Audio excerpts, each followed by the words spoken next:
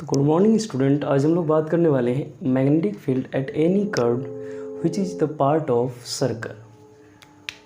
तो आज हम लोग मैग्नेटिक फील्ड को कैलकुलेट करने वाले हैं, हर वो कर्व के लिए कैलकुलेट करेंगे जो सर्कल का एक पार्ट होगा। अगर सर्कल का पार्ट होगा तो क्या होगा, उसमें एक सेंटर होगा और वो रेडिकल शेप में होगा, मीन्स उसका रेडियस होगा। ठीक है, फॉर एग्जांपल ये शेप को अगर देखें, ये तो ये पाथ जो होगा वो कर्व्ड पाथ होगा, लेकिन अगर यहाँ से हम इसको मान लें कि इसका सेंटर यहाँ है, ठीक क्या है, रेडियस, और ये मान के चलते हैं कि ये जो कर्व दिख रहा है आपको, ये कर्व में आई करंट फ्लो हो रही है, करंट आई फ्लो हो रही है, और ये इसका रेडियस है और इसका डिस्टेंस जो है ये एक्स डिस्टेंस है। ठीक है, ये रेडियस और ये एंगल जो है थीटा एंगल क्रिएट कर रही है, एंगल थीटा बना रही है। ठीक है, तो हम लोग आज क्या सीखेंगे कि कोई भी रेडिकल पाथ मीन्स जो ऐसा कर्व जो सर्कल का एक पार्ट हो सकता है, छोटा सा भी अगर पार्ट दिया है, एंगल दिया हुआ मान लीजिए एंगल थीटा, तो इसके लिए हम लोग कोई ऐसा शॉर्ट फार्मूला बनाए जिनसे कि बहुत फास्टली मैग्नेटिक फील्ड को कैलकुलेट कर सकें। ठीक है, तो इनके लिए क्या करना चाहिए, सबसे पहले हम लोग को एक शॉर्ट फार्मूला क्रिएट करना चाहिए, क्योंकि लगातार अगर हम लोग हमेशा अगर बायोट सेवर्ट लॉ का प्रयोग करेंगे तो हमेशा हम लोग को डीएल से इंटीग्रेशन करना पड़ेगा, लेकिन हम लोग ऐसा फॉर्मूला चाहते हैं जिसमें लगातार इंटीग्रेशन ना करना पड़े, हमेशा इंटीग्रेशन ना करना पड़े, सिर्फ वैल्यू पुट करने पर आंसर मिल जाए, मैग्नेटिक फील्ड कैलकुलेट हो जाए। तो समझिए, ये है कर्व, एक प्रकार का कंडक्टिंग कर्व है, यहाँ से करंट आई फ्लो हो रही है और ये एंगल थीटा क्रिएट कर रही है।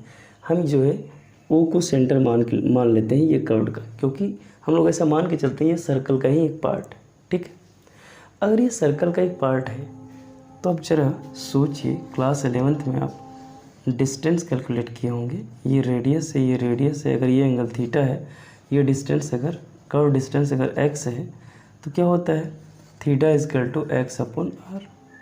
तो यहाँ से अगर हम थीटा का वैल्यू निकालें तो थीटा का वैल्यू क्या होगा, एक्स अपॉन आर, यही होगा। तो यहाँ से अगर हम एक्स निकालना चाहें, एक्स डिस्टेंस कितना होगा, R theta is equal to X, यही ना, देख लीजिए, R theta is equal to X. तब क्या करते हैं, हम इसको इरेज कर देते हैं, या तो कॉन्सेप्ट के लिंक को रख लीजिए, हो गया। देख लीजिए, थीटा का वैल्यू कितना हो गया आपका, a theta is equal to x upon r, मतलब ये कर्व डिस्टेंस अपॉन रेडियस। तो यहाँ से अगर एक्स डिस्टेंस, ये डिस्टेंस हम निकालना चाहें तो कितना होगा, आर थीटा। और ये ध्यान दीजिए, ये जो एंगल बन रहा है यहाँ से, ये कितना का बन रहा है, चूँकि सर्कल का पार्ट है तो ये जो क्या होता है, रेडियस, ये रेडियस वाला जो पार्ट है, कर्व जो एंगल बनाता है वो कितना डिग्री, 90 डिग्री। ये एंगल कितना है, कंडक्टिंग वायर से एंगल कितना है, 90 डिग्री। अच्छा, ये एंगल को हम अल्फ़ा ले लेते हैं कुछ देर के लिए, क्या ले लेते हैं, अल्फ़ा। तो ये अल्फ़ा इजकल टू क्या होगा, एक्स अपॉन आर, तो ये आर अल्फ़ा हो जाएगा। ठीक है, और हम लोग जो अब बायोट सेवर्ट लॉ लगा के देखते हैं, D V is equal to formula होता है mu naught I upon 4 pi distance from the conducting wire is equal which is equal to radius of curve, radius of this curve, है ना। Conducting wire से जो डिस्टेंस होगा from the centre, जहाँ हम calculate करना चाह रहे हैं, जी हाँ, यहाँ पर मैग्नेटिक फील्ड, इसके कारण जिसके सेंटर पर मैग्नेटिक फील्ड कैलकुलेट करना चाह रहे हैं, ये जो डिस्टेंस होता है वायर और जिस पॉइंट पे डिस्टेंस मैग्नेटिक फील्ड कैलकुलेट करना चाहते हैं उसके बीच का जो डिस्टेंस होता है, वो डिस्टेंस ही ये डी कहलाता है। तो डी का वैल्यू क्या है, रेडियस ऑफ दिस कर्व के इक्वल हो गया, mu naught I upon 4 pi, ये डी की जगह हो गया। उसके बाद I D L sine theta, sine theta क्या होता है, angle between curved and this distance, यही साइन थीटा। साइन थीटा का वैल्यू कितना है, 90 डिग्री, हो गया। तो अब देखिए, तो यहाँ से 0 से बी, और इसका डिस्टेंस कितना है, इसका डिस्टेंस, ये कर्व का डिस्टेंस, ये लेंथ कितना है, एक्स, 0 से एक्स। तो इसका इंटीग्रेशन हो गया बी, कांस्टेंट को बाहर कीजिए, आई 4 पाई आर, आई 2 बार कह देते हैं, ये डी एल 0 से एक्स, साइन 90 का वैल्यू होता होगा, है ना। DL into 1। अब ध्यान से देखना है कि ये जो x डिस्टेंस है, x का वैल्यू कितना है, आर अल्फ़ा।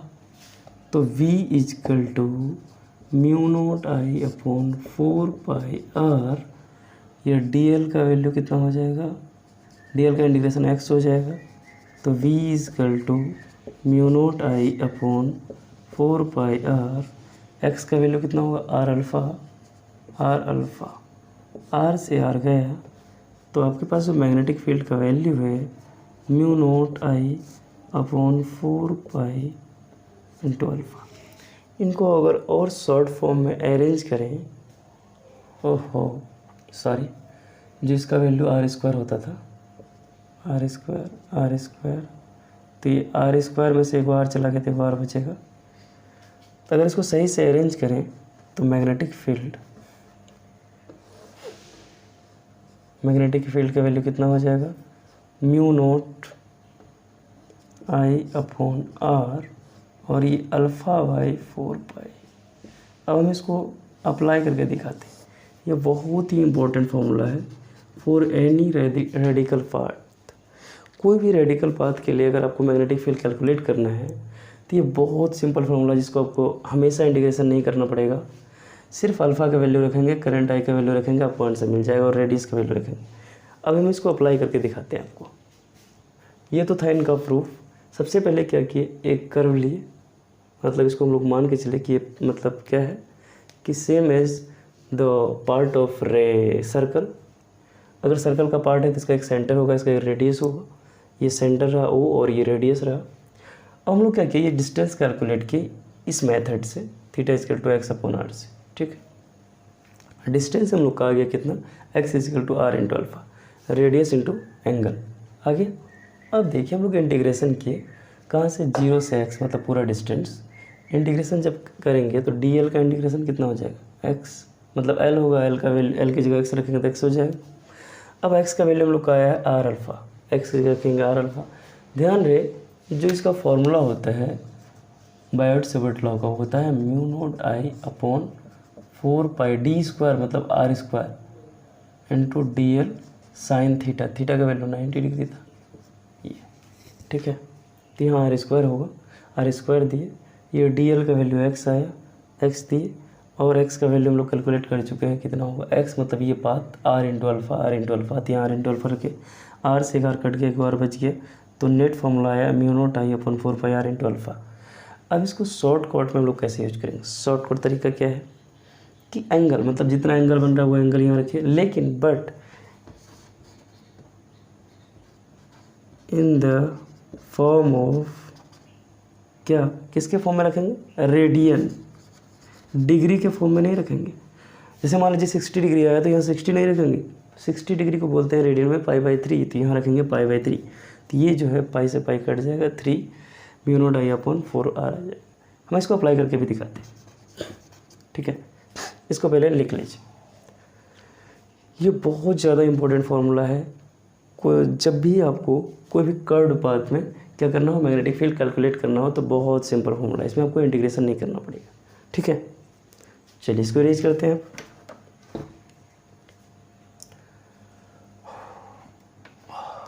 इरेज कर देते हैं। अब ये फॉर्मूला को अप्लाई करते हैं। ये फॉर्मूला को अप्लाई करके देखते हैं कहाँ कहाँ यूज हो सकता है। फॉर एग्जांपल, अपने पास है एक सर्कुलर करंट लूप है, आई करंट फ्लो हो रही है, इसका रेडियस ले लेते हैं, रेडियस आर है। ठीक है, तो रेडियस अगर आर है तो ये टोटल एंगल कितना बना रही है, 360। रेडियन में कितना होगा, 2π का इक्वल, तो मतलब अल्फ़ा का वैल्यू मिल गया 2π। तो यहाँ से अगर मैग्नेटिक फील्ड निकालें कितना होगा, mu naught I, current I है, अपॉन 4π, रेडियस तो आर ही होगा, ये सब कुछ सेम है, 4π यहाँ नहीं देना, mu naught I upon R लिखना है, करंट वही, रेडियस वही। अल्फ़ा का वैल्यू कितना है, अल्फ़ा का वैल्यू है 2π, और नीचे अल्फ़ा अपॉन 4π, ये फॉर्मूला लिख दिए। अब magnetic field mu naught I upon are, alpha का वैल्यू कितना है इसमें, सर्कल के लिए 2π, और नीचे में क्या है 4π। देखिए तो पाई से पाई, 2 से 2। इससे पहले जो हम लोग magnetic field in circular wire निकाले थे, देख लीजिए mu not I upon 2r ही होता था। देखिए कितना ईजी तरीके से आ गया, हम लोगों को इंटीग्रेशन करने की कोई ज़रूरत नहीं। लेकिन इससे पहले जो निकाले थे उसमें हम लोग इंटीग्रेट किए थे, तब हम लोग को ये वैल्यू मिला था, लेकिन अभी बिना इंटीग्रेट किए मिल जाता। अब देखिए कहाँ कहीं इंटीग्रेशन करने की ज़रूरत नहीं। मान लीजिए ये छोटा, ये क्या है, सेमी सर्कल है, सेमी सर्कल है, रेडियस तो वही आ रहा है।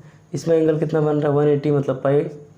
180 मीन्स क्या हुआ, पाई रेडियन, मतलब अल्फ़ा का वैल्यू पाई हो गया, और रेडियस तो आर हो गया। करंट मान लेते हैं हाई फ्लो हो रही, इसके लिए मैग्नेटिक फील्ड निकालेंगे, क्या आएगा, B is equal to formula mu not I upon are alpha by 4 pi.